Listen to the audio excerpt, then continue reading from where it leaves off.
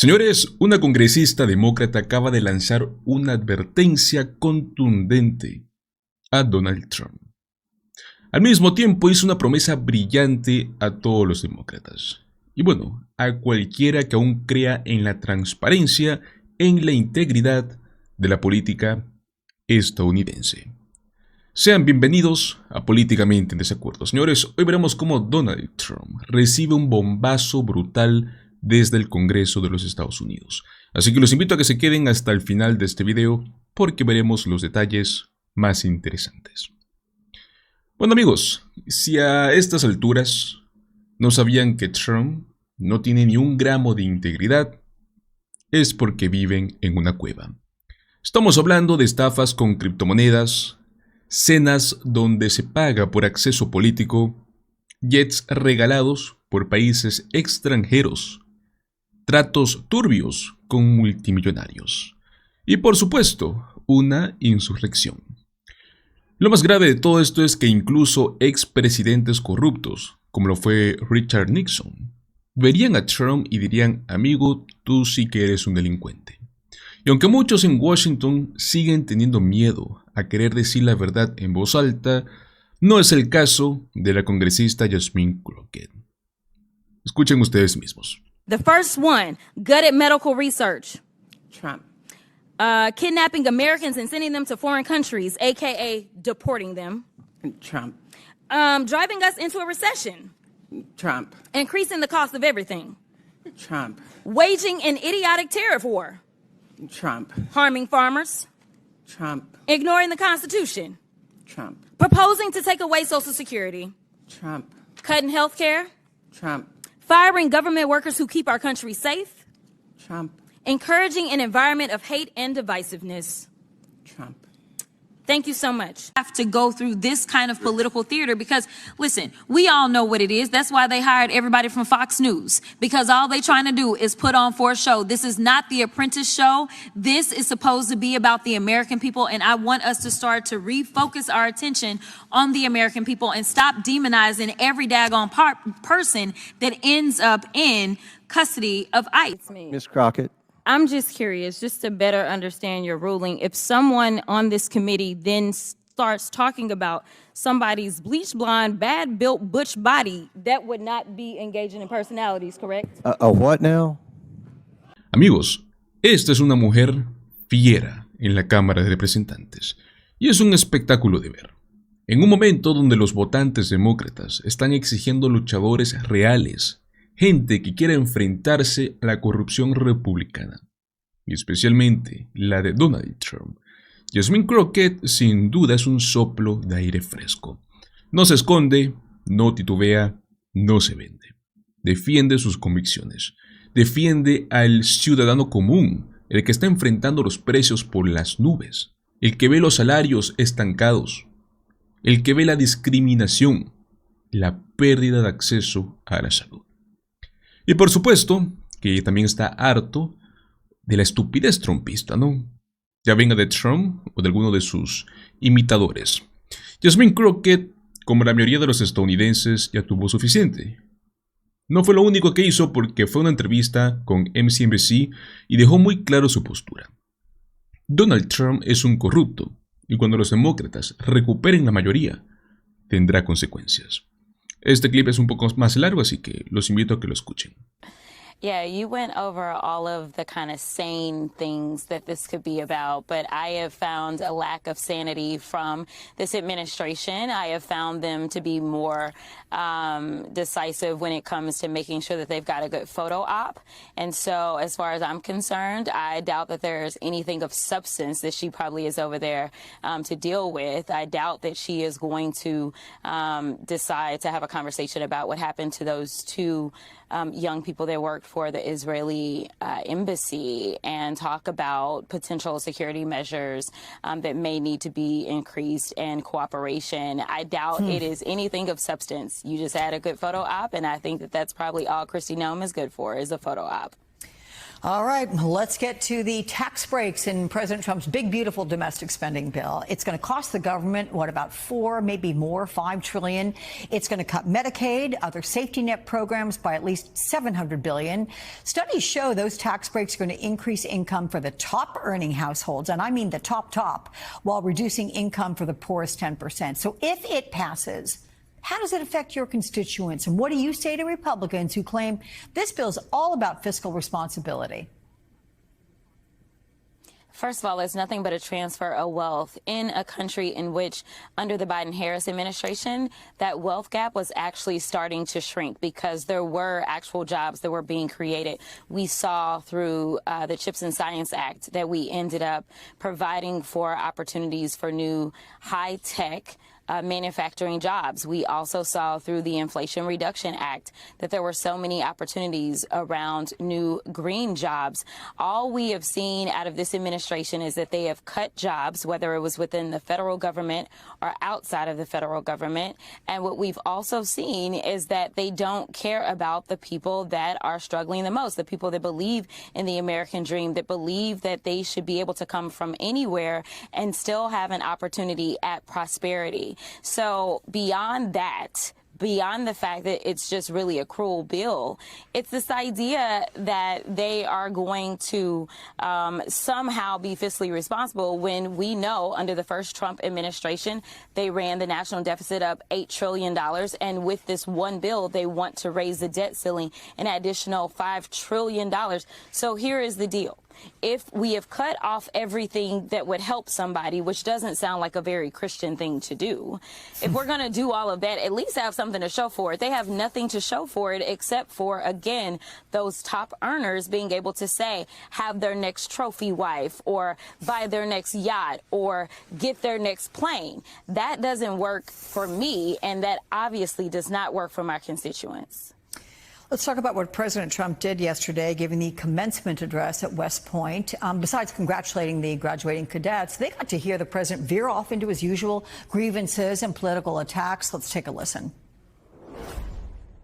I went through more investigations than Alphonse Capone, and now I'm talking to you as president. Can you believe this? I must tell you, a lot of trophy wives. Does it work out? They subjected the armed forces to all manner of social projects and political causes while leaving our borders undefended and depleting our arsenals to fight other countries' wars. The job of the U.S. Armed Forces is not to host drag shows. We will not have men playing in women's sports, if that's okay.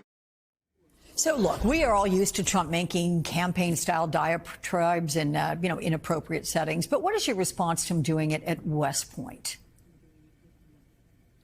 Listen, you say we're all used to it. No, I am tired of it, Alex. Oh, yeah. Oh, yeah. I mean, I'm right there with you. He literally sounds like someone who is broken out of the insane asylum. Like, he just be all over the place. Like, get him some ADHD medicine, if nothing else, because I don't know where he's ever going to go. And I don't think that those that have gone through West Point expected to have their commander-in-chief address them and start talking about trophy wives or start talking about how he had so many investigations. What a great reminder that you are not qualified to be the person that potentially will command us as troops to go into war. Like, that is not instilling confidence whatsoever. And honestly, our troops deserve better. Our graduates deserve better. We as a country deserve better. And frankly, if we are going to ever be seen as the world leaders that we historically have been, the world deserves better. It is time for Republicans to start calling him out and start questioning his mental acuity and whether or not he is equipped to serve mentally. We know when it comes down to his criminality, he is not qualified to serve, but this is just absolutely deplorable. Y es que, señores, es lo que todos sienten. La gente está harta de esta basura. Están hartos por el desprecio total de la ley.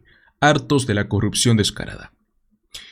Amigos, en menos de 150 días, Donald Trump ha cometido suficientes actos ilegales como para un segundo juicio político. Ha ignorado órdenes de la Corte Suprema sobre el tema de las deportaciones, ha aceptado este jet privado como un soborno por parte de Qatar y sigue con este esquema fraudulento de las criptomonedas. Y yo creo que eso el pueblo estadounidense no tiene por qué aguantar. Pero bueno, amigos, pasemos al siguiente tema, porque hoy tenemos mucho que hablar. Y es que vamos a tocar el tema muy preocupante de Rusia, ¿no?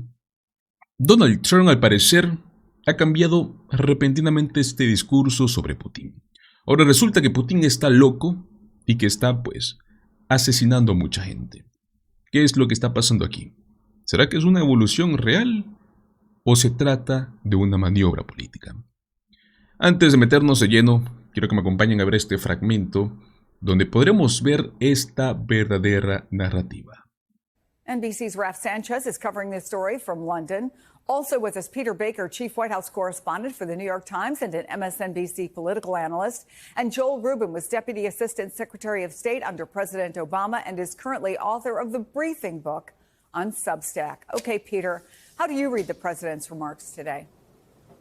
Well, look, obviously we know hasn't changed. This is exactly who Vladimir Putin is and has always been. He's been sending rockets into civilian areas of Ukraine now for years. What's happened is, of course, that Trump has discovered that Putin doesn't want peace. Trump told voters time and time again last year he could make peace in Ukraine so easily. It could happen in 24 hours. In fact, he would do it even before he took office, before his inauguration. Obviously, that hasn't happened. So since Trump doesn't want to have to acknowledge that that was wrong, that he didn't have the magical ability to stall this war with the snap of a finger, he has to explain it by saying, well, obviously Putin has changed. He's gone crazy.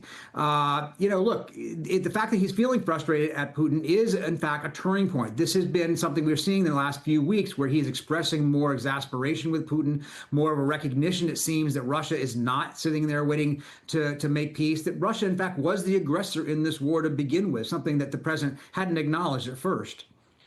All of this does come, Raf, a week after the president said Ukraine and Russia would, quote, immediately start negotiations toward a ceasefire. What's happened on the ground that might change that calculation, or has it?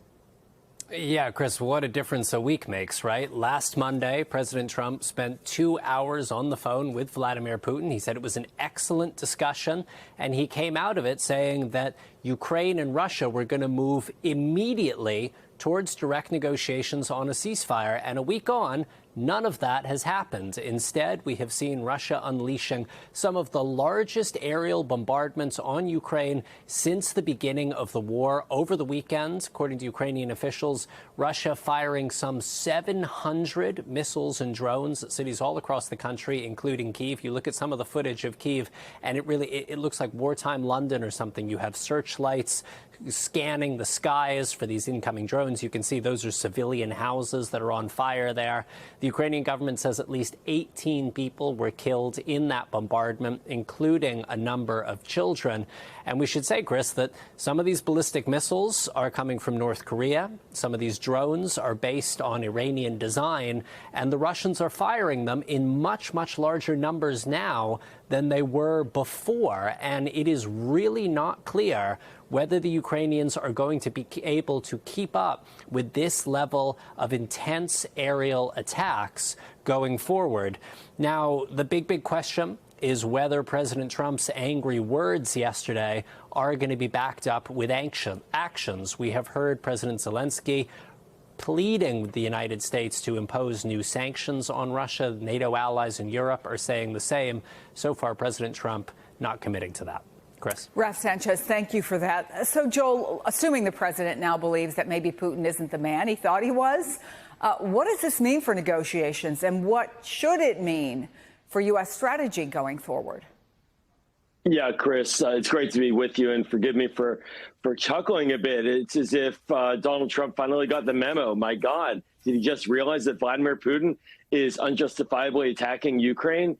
It's kind of preposterous. I think that Vladimir Putin is playing Donald Trump for a fool and has him running in circles when it comes to the negotiation track.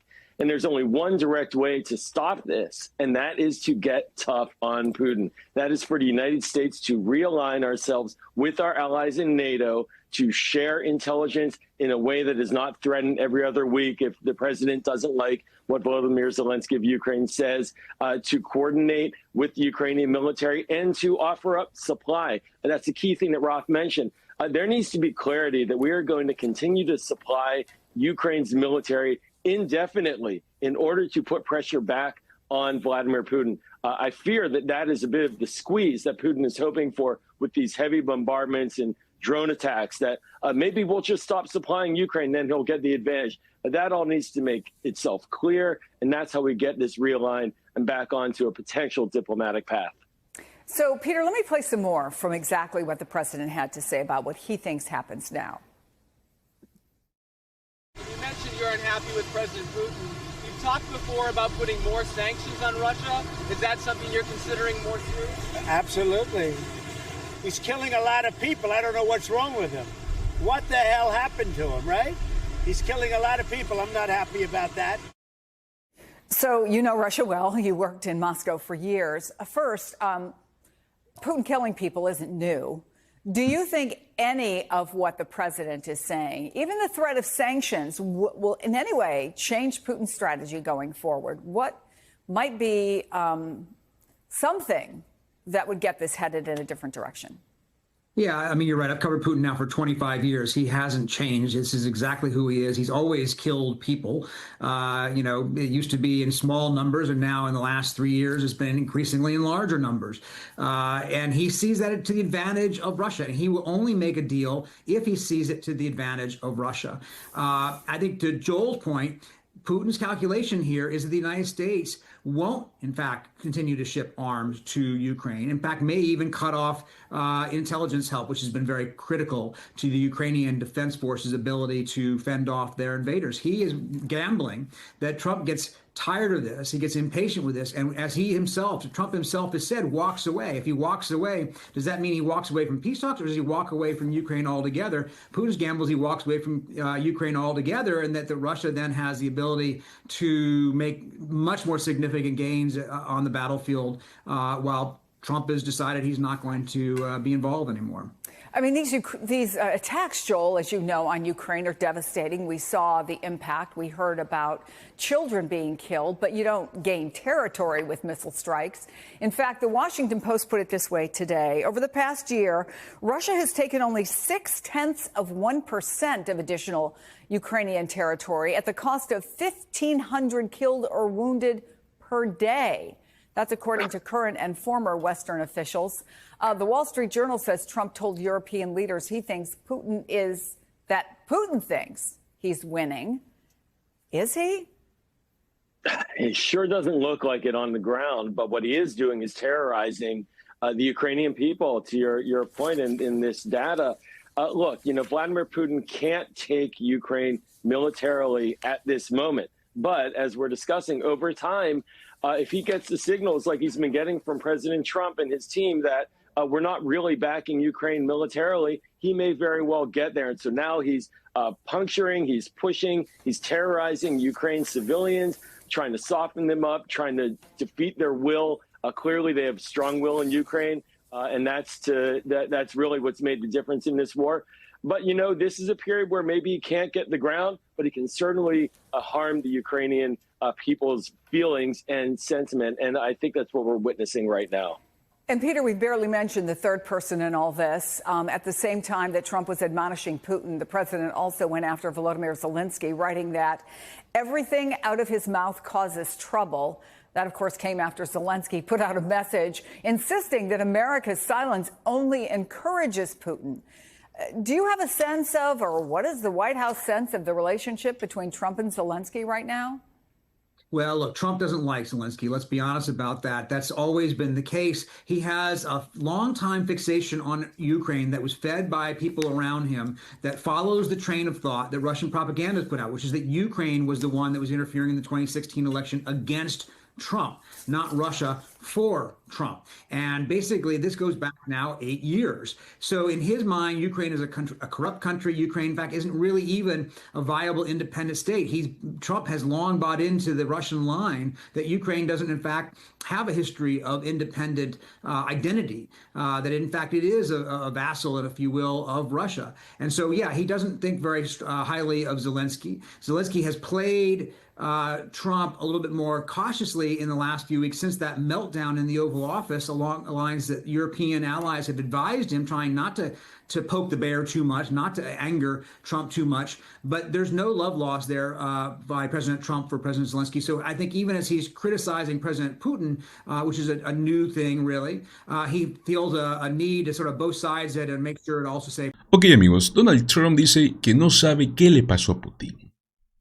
Al parecer ahora se sorprende de que un autócrata que lleva años bombardeando civiles, envenenando opositores y anexando territorios soberanos, mate gente. Este descubrimiento suena más a un lavado de manos político que una verdadera toma de conciencia. ¿Por qué, amigos? Porque durante años Donald Trump minimizó todo, justificó e incluso elogió a Putin. Recordemos su famosa frase, ¿no? En Helsinki. Putin dice que no ves Rusia, y yo le creo. Y todo esto lo hizo en plena investigación por interferencia electoral. Yo creo que eso no se olvida. Lo que estamos viendo, amigos, es un giro narrativo. Donald Trump está intentando anticiparse a las críticas. O sea, como si sale y dice, miren, yo también estoy indignado. Pero el problema es que llega muy tarde, muy mal, y con intenciones muy cuestionables. No lo digo yo. Mientras Trump hablaba de negociaciones, Putin estaba lanzando más de 700 drones y misiles contra Ucrania, acabando con civiles. Entonces, ¿de verdad sorprende que Putin no quiera la paz?